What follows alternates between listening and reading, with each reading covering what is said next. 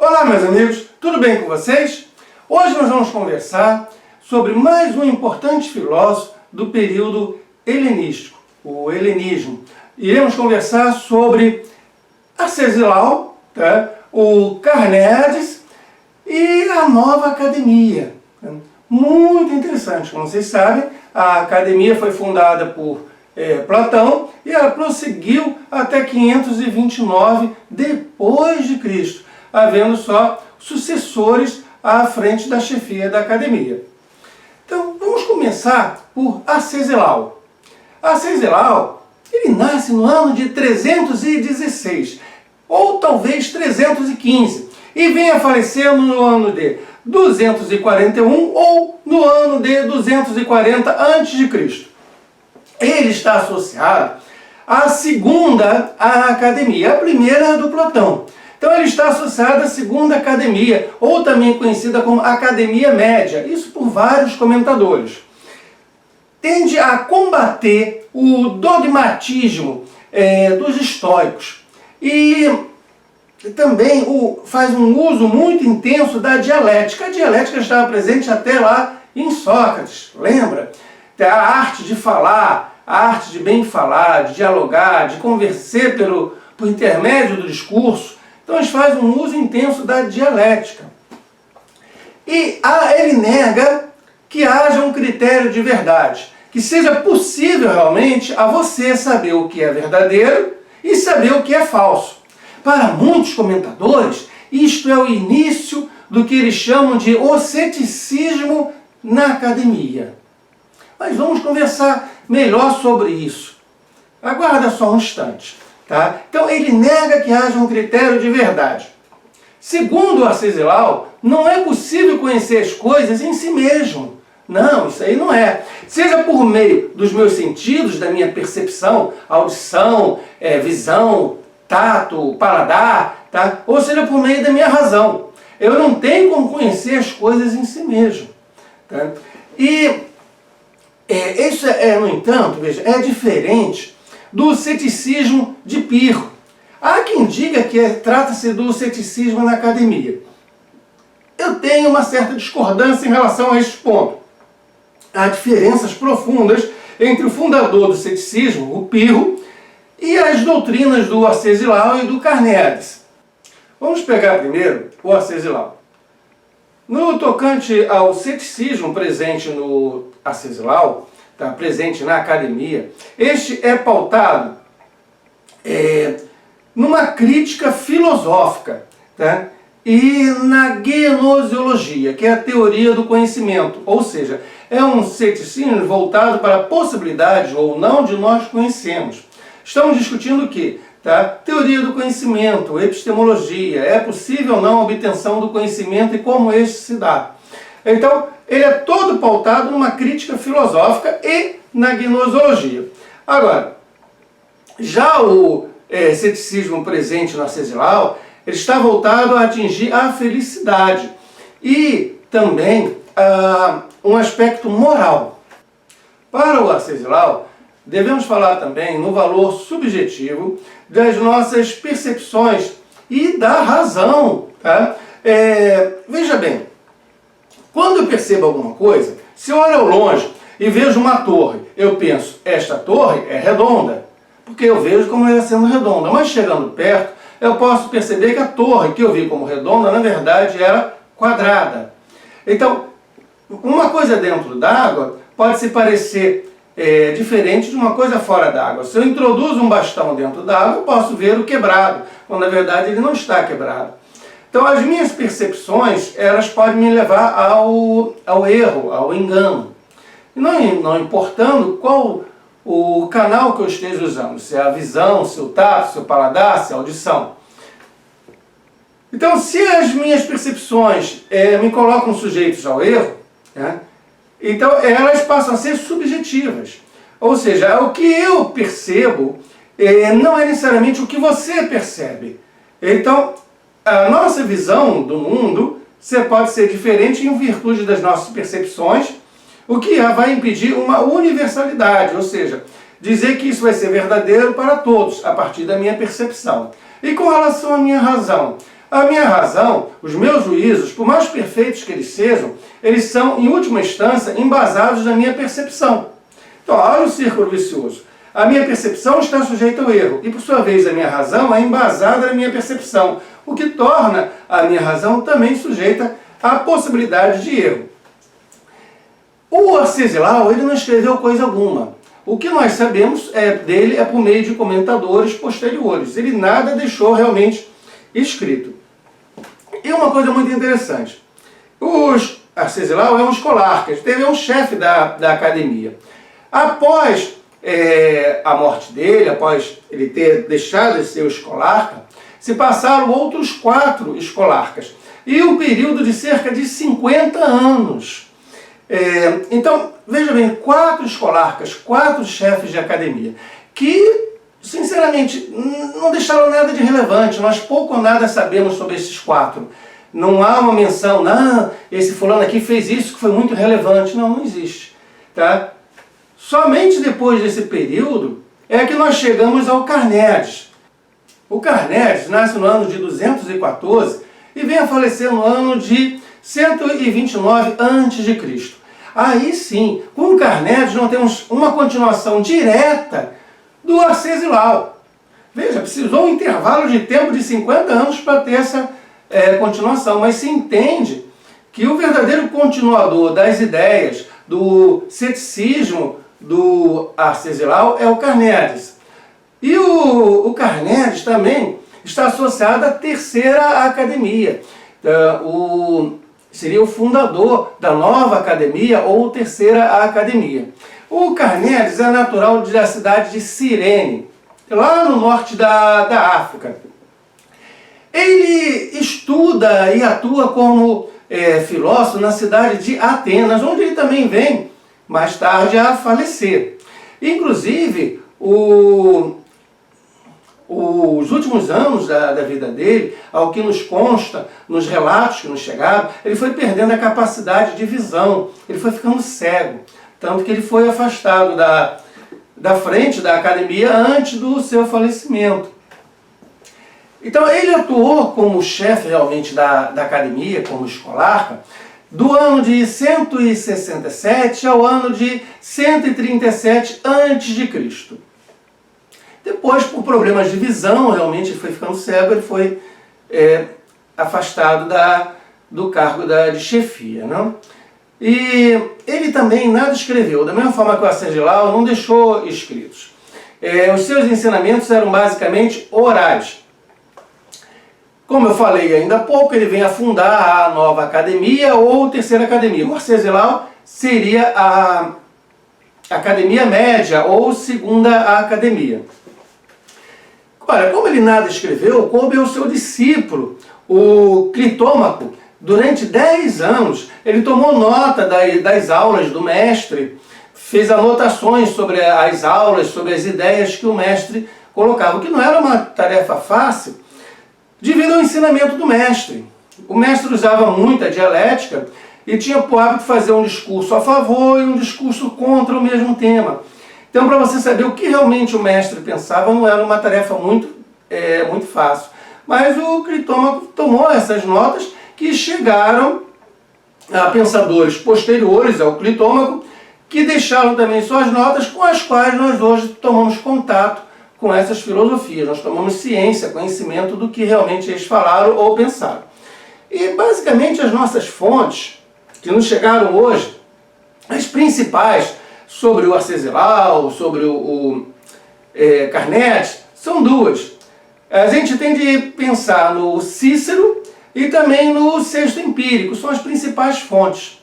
Agora, também temos fontes confiáveis em Plutarco e em Eusébio de Cesareia. Aliás, este último, Eusébio de Cesareia, nós temos um vídeo sobre ele na playlist Filosofia Medieval, depois você dá uma olhada. Beleza, gente? Olha, do Carneades, conta-se um fato pitoresco. No ano de 155 a.C., ele fez uma viagem a Roma. Foi uma embaixada, foi uma viagem oficial, representando a cidade de Atenas. Pois os atenienses passaram a ser obrigados a pagar uma taxa a Roma, uma multa, por algo que eles fizeram que Roma não concordou. Então essa embaixada tinha por objetivo fazer uma negociação em relação a esta punição que a Atenas, que na época fazia parte do Império Romano, tinha sofrido, tá, em virtude de atitudes que a cidade tomou que não estavam condizentes com a lei romana. Pois bem, foram 3 filósofos escolhidos para esta embaixada, no ano de 155 a.C. Um deles foi o Carneades. O Carneades foi representante da academia, que havia um status, você ir representando a academia, o chefe da academia, seria hoje como se fosse o reitor da mais prestigiosa universidade que você pudesse pensar. Tipo assim, o reitor da PUC, da USP, da UFJ, da Universidade de Oxford. Tá? Então havia um prestígio. Tá? Então foi o chefe da academia.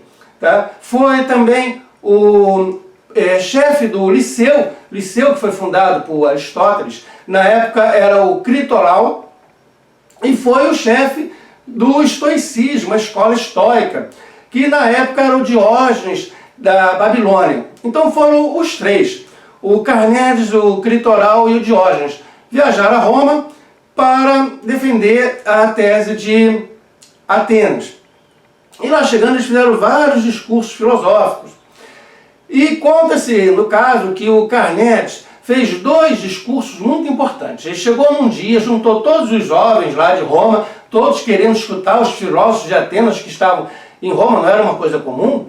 E aí ele fez um discurso sobre a justiça. O que é a justiça? E pegou a parte bem tradicional de você manter a justiça, da importância da justiça. Então fez aquele discurso. Todo mundo... Oh! Aí no dia seguinte reuniu as mesmas pessoas e fez um outro discurso sobre a justiça, onde ele falou exatamente o oposto do que ele tinha falado no dia anterior. Aí o pessoal, e convincente. Tá? Ele convenceu um dia sobre a importância da justiça e no outro dia sobre a impossibilidade da justiça, o caráter da relatividade da justiça. Cada povo tem uma justiça diferente. Então ele fez 2 discursos diferentes sobre o mesmo tema, a justiça, a ponto de ser debatido no Senado sobre mandar os filósofos embora, mandar de volta para casa o mais rapidamente possível, que estava corrompendo a juventude. Tá? E eles até conseguiram um resultado positivo em relação a essa embaixada, representando os interesses da cidade de Atenas. Realmente, Atenas saiu lucrando. Tá? Os romanos resolveram mandá-los embora o mais rapidamente possível e aí cederam vários pedidos feitos por Atenas.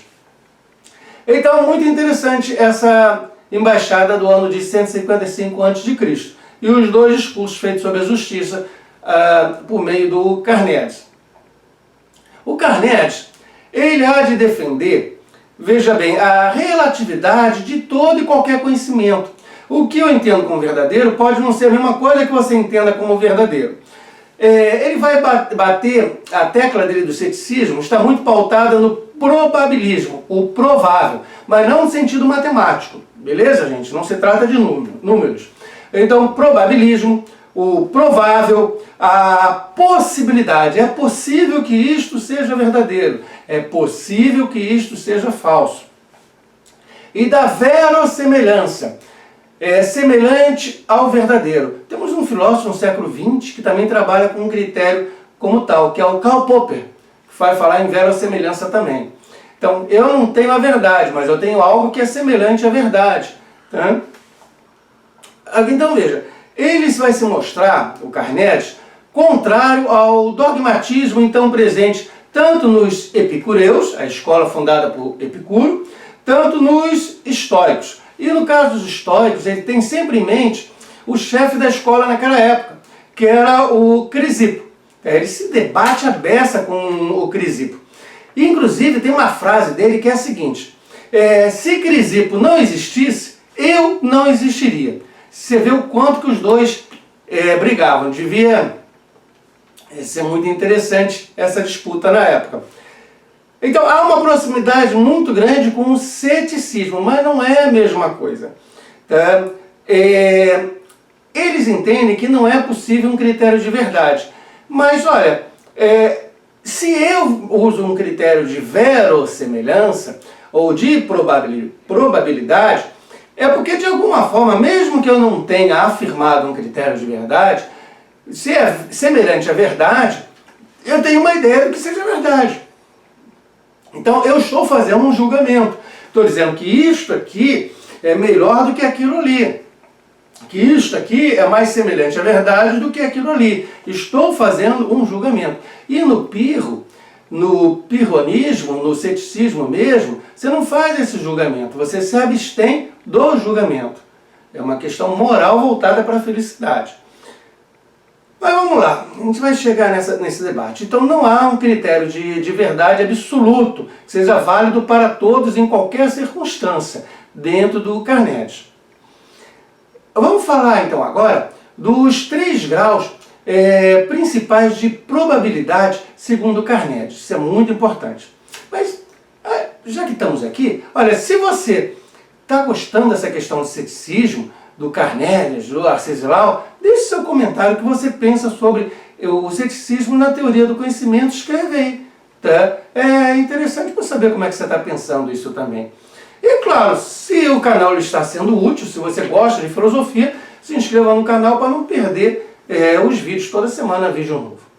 Bem, eu estava falando então dos 3 graus, não? Os 3 graus principais de probabilidade, já que a verdade, por Carneades, está associada à probabilidade. Pois bem, eu posso pensar na convicção. Sabe quando você acredita em alguma coisa, você tem uma convicção? A convicção de que está chovendo. Dá um exemplo qualquer. Está chovendo. Podia ser na política, podia ser no futebol, podia ser em qualquer coisa. Tá? Então, vamos pegar uma bem simples, chuva, não? Então a convicção sem apoio de outras representações. Você está na sua casa, você acordou, e pô, sei lá por que cargas d'água, você disse, pô, tá chovendo, sabe? Sei lá, hoje é dia tal, sempre nesse dia chove, então tá chovendo. Então é um grau muito fraco de convicção, porque ele não tem apoio em qualquer outra representação. Você entende que está chovendo. Ah, por quê? Por que está chovendo? Então seria o grau mais fraco. O mais forte seria uma convicção compatível com outras representações. Por exemplo, está chovendo. Aí, por que está chovendo? Ah, porque eu escuto um barulho que provém lá de fora, vem da janela. É o barulho de água caindo, água como chuva. Então, é provável que esteja chovendo. Olha, probabilidade, é provável que esteja chovendo. É possível que esteja chovendo. Porque eu escuto barulho. Então esta é mais forte que a primeira. A primeira você só afirmou, está chovendo. Por quê? Tá? Mas está chovendo. Agora não, está chovendo porque eu escuto o barulho da chuva. Agora você pode morar, como eu aqui mesmo, eu estou no 10º andar aqui de um prédio em Copacabana, às vezes parece que está maior chuva lá fora, eu vou abrir a janela e é simplesmente a água caindo dos diversos aparelhos de ar-condicionado, dos diversos prédios em volta. O lugar onde eu resido é silencioso, mas aí por não ter o barulho dos carros, tem, no entanto, o barulho da água caindo dos aparelhos de ar-condicionado de vários outros apartamentos. Parece chuva, mas não é. Beleza, gente? Então é um grau de probabilidade, mas ainda é fraco. A minha percepção, que foi no caso a minha audição do barulho da chuva, pode me induzir ao erro. É o barulho de chuva, mas não é provocado pela água da chuva, e sim pela água proveniente de outros fatores. Beleza? A terceira lembra que a gente está falando dos graus principais de probabilidade. Então o terceiro é o mais forte. É a representação confirmada. O que seria representação confirmada? Está chovendo. Por que está chovendo? Ah, porque eu escuto o barulho de chuva que vem lá de fora. Beleza. Aí eu abro a janela e ponho a minha mão lá fora. A minha mão volta molhada. Ah, já tem uma outra representação. Era o barulho, agora a mão está molhada. Então, eu vou e ponho a cabeça para fora e olho. Aí vejo que está chovendo em várias nuvens e a água está vindo do alto. Então, eu confirmei a minha representação. Ah, está chovendo. Entendeu os 3 graus de probabilidade, segundo Carneades? E eu vou formar o quê? Um juízo. Agora eu vou afirmar, é provável que esteja chovendo. tá? A possibilidade de estar chovendo é altíssima. Por quê? Eu entendo que está chovendo, eu escuto o barulho da chuva, coloco minha mão lá fora, a minha mão está molhada, eu olho para cima e vejo a chuva cair. Tá? O pirronismo, ceticismo antigo, ele mesmo assim vai se abster de dizer, tá? Formar o juízo, está chovendo, não está chovendo. Tá? Ele vai se abster de formar, ele vai agir de forma prática, mas vai se abster da formulação do juízo. Beleza? Aqui no caso vai se formular o juízo, está chovendo, baseado nessas representações. Tá? Mas é um juízo em cima do provável, do mais confiável. Não quer dizer que se trate de um critério de verdade absoluta, válido para todos e para tudo, em qualquer momento. Não. Tá? Tem vários critérios, sim, tá? Associados à verdade, que me permitem formular um juízo, tá? Mas sempre dentro do provável. Veja, você já viu filme de cinema? Tem aquela máquina de chuva que joga água lá em cima, e você vê o filme e parece que está chovendo realmente. Está caindo água, você está escutando a água, está caindo a água, você está se molhando, mas é uma máquina que está jogando a água como se fosse chuva. Você abre até o guarda-chuva, os artistas abrem o guarda-chuva, fica embaixo. Quer dizer, tudo isso que eu falei ainda pode não estar chovendo. Estamos falando do provável. No cinema você vê a chuva, e no entanto não está chovendo de verdade. Então, a decisão. Você há de tomar decisões na sua vida. Tá? Até a decisão se você vai pegar um guarda-chuva ou não para sair de casa. Está chovendo ou não está. Então, toda essa decisão, seja qual for a decisão que você vai tomar, é sempre pautada no discurso. Tá? E um discurso argumentativo. Voltado para quê? Para a persuasão. É um discurso persuasivo. Veja, quando ele falou sobre a justiça, ele lá em Roma, lembra, ainda há pouco eu comentei isso com vocês, então ele fez um discurso usando a dialética para provar que a justiça seria importante, necessária, a justiça ela funciona desta forma. Então ele te levou a acreditar nisso por meio do quê? Da persuasão, do discurso persuasivo, tá? Da argumentação persuasiva. Mas no dia seguinte ele fez o discurso oposto, te levando a outras crenças. E de acordo com a sua crença, você vai tomar uma decisão diferente. Uma decisão pautada no discurso que ele fez no primeiro dia sobre a justiça teria um caráter. Mas uma decisão pautada numa crença gerada pelo discurso sobre a justiça que o Carneades fez no segundo dia, seguiria por um caminho oposto. Pegou, gente? Então não é só a persuasão. As suas decisões são baseadas na persuasão, no discurso, na argumentação, que te levam a tomar uma decisão ou outra decisão. Então, e também na questão da moral, da ética. Ele entende que não, da mesma forma que não existe um critério de verdade único, válido para todos em qualquer circunstância, também não existe um critério moral para distinguir entre o que seja realmente o bem e o que seja realmente o mal. Tá? Isso aí não existe. Com certeza absoluta, você não tem como saber se algo é um bem ou se algo é um mal. Não tem. Ó, você de repente passar mal e vomitar, você pode entender que é um mal. Não, eu estou vomitando, estou quase morrendo aqui de tanto vomitar, isso é mal. No entanto, você poderia ter ingerido um alimento ruim, ou até um veneno, um alimento deteriorado, um veneno, e se você não viesse a vomitar, você teria vindo a óbito, teria falecido. Então, o vômito foi algo bom. Tá? Por quê? Evitou que você morresse. Entendeu, gente? Tá? Então, como é que eu vou afirmar se algo realmente é bem ou se algo realmente é mal? Eu não tenho todo um conhecimento amplo necessário para isso. Então, também não existiria um critério moral para afirmar se algo é bom ou mal. E nas suas relações com outras pessoas, nas suas relações na cidade. Tá? Não. E como eu venho insistindo aqui, o Carneades, da mesma forma que o Arcesilau, eles são diferentes do Pirro. O Pirro é o fundador do ceticismo, o ceticismo antigo. Para o Pirro, e toda a escola que surge com ele, que vai até o sexto empírico, tá? Nós devemos nos abster de todo e qualquer juízo.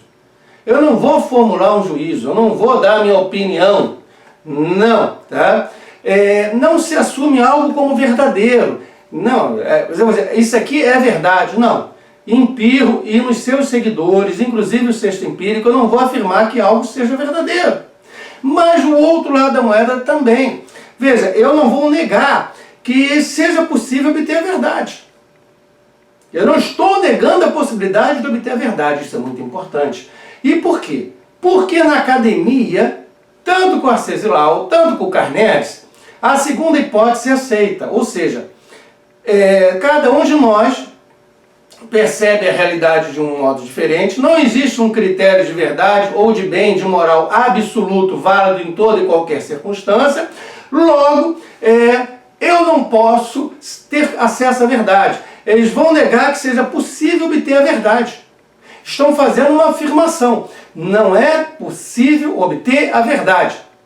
O Pirro não diz isso. Não. O Pirro não nega que seja possível obter a verdade. Essa é a principal, é a grande diferença que você há de encontrar entre os acadêmicos e o ceticismo do Pirro. Somado à questão do probabilismo, tá? Da possibilidade de onde serão efetuados juízos. E que o Pirro não vai formular juízo algum. Ele não vai opinar. E aí, para ficar mais claro, vamos pensar então no sexto empírico. Que o sexto empírico, ele se entende também como um cético, seguidor do Pirro. O sexto empírico há de nos falar em 3 filosofias gerais. Só existem 3 tipos de filosofia. Ele vai dizer, só existem 3 possíveis atitudes investigativas, não mais que isso. Aí vai listar as 3. Olha, você tem a filosofia ou a atitude dogmática, a acadêmica e a cética. Só tem essas 3. Para o sexto empírico. E ele vai dizer, olha, na filosofia ou na atitude investigativa dogmática, eu afirmo que é possível a descoberta da verdade. A verdade existe. A verdade é isto, assim e assado. Eu digo para você o que é a verdade. Eu te digo, eu te ensino a verdade. Então é a atitude dogmática, que ele vai ver presente no Aristóteles, ele vai ver presente no Epicuro e ele vai ver presente também nos estoicos, que vão dizer a verdade é isto, ponto. Beleza? Então seria a primeira atitude ou a filosofia, abordagem filosófica, seria a dogmática. A segunda seria a acadêmica, do Arcesilau, do Carneades, do Clitômaco, que foi o discípulo que tomou notas das aulas do Carneades, por 10 anos, né? E de outros acadêmicos. Nesta segunda abordagem, a acadêmica, eu vou falar sobre a impossibilidade da descoberta da verdade. Tá? Eu vou afirmar que não é possível, tá, você encontrar a verdade. Eu não sei a verdade, eu não descobri a verdade, tá bom? Eu não descobri a verdade. E não é possível você ou qualquer outro descobrir a verdade. Eu vou negar a possibilidade de descoberta da verdade. Beleza? E a última, que seria a cética, eu vou dizer o seguinte, olha, a verdade está aí. Eu não descobri, tudo bem, mas vamos continuar investigando. Notou a diferença? Os acadêmicos, eles dizem, olha, eu não descobri a verdade, mas não é possível descobrir a verdade, ninguém vai ter acesso à verdade. Já os céticos, segundo o sexto empírico, vão dizer, olha, eu não descobri a verdade. O que eu vou fazer? Vou continuar investigando. Tá? Eu não vou dizer que é impossível descobrir a verdade. Vou continuar investigando. E aí você vai ter os céticos, o ceticismo, né? Você vai ter o Pirro, o sexto empírico. É uma abordagem que muito nos lembra a ciência moderna, hoje. Tá? Veja, nenhum cientista vai chegar para você e vai dizer, a verdade é isto, é absoluta. Não, inclusive é uma diferença da ciência, da filosofia, para com a religião. modernamente falando, contemporaneamente falando. A religião hoje ela vai te dar a verdade. Olha, a verdade é isto. Nenhum cientista vai te dar a verdade. Sempre que alguém chegar na televisão para você, ou em alguma revista, alguma publicação, um artigo de jornal, dizer, olha, isso aqui é a verdade científica, tá? Você não está seguindo a verdade científica, se não fizer isto, assim, assim, está mentindo para você. Não existe isso, gente. Tá? A ciência se aproxima muito do ceticismo antigo de Pirro, segundo o Sexto Empírico. A ciência contemporânea, ela não afirma que descobriu a verdade. Não. Senão o cientista cruzava os braços, agora eu vou para a praia pegar um solzinho e não vou fazer mais nada. A ciência está sempre investigando. Ela está buscando. Ela nos diz que é possível descobrir a verdade? Sim. Ela não nega a possibilidade de você descobrir a verdade. Mas ela também não afirma que você descobriu a verdade. Você continua investigando. Então é muito atual esta postura do Pirro, do ceticismo antigo. Beleza? Tá?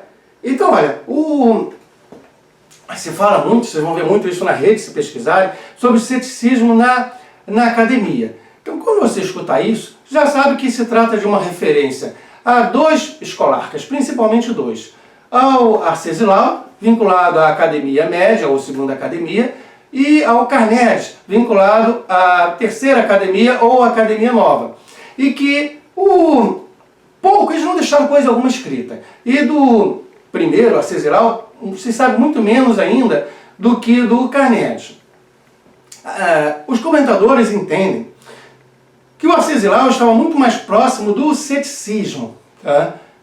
Enquanto que o Carneades, ele mais do probabilismo, que essa ideia do probabilismo está mais presente no Carneades, enquanto que o Arcesilau estava mais dentro da negação, tá, de tudo, o ceticismo mesmo. Enquanto que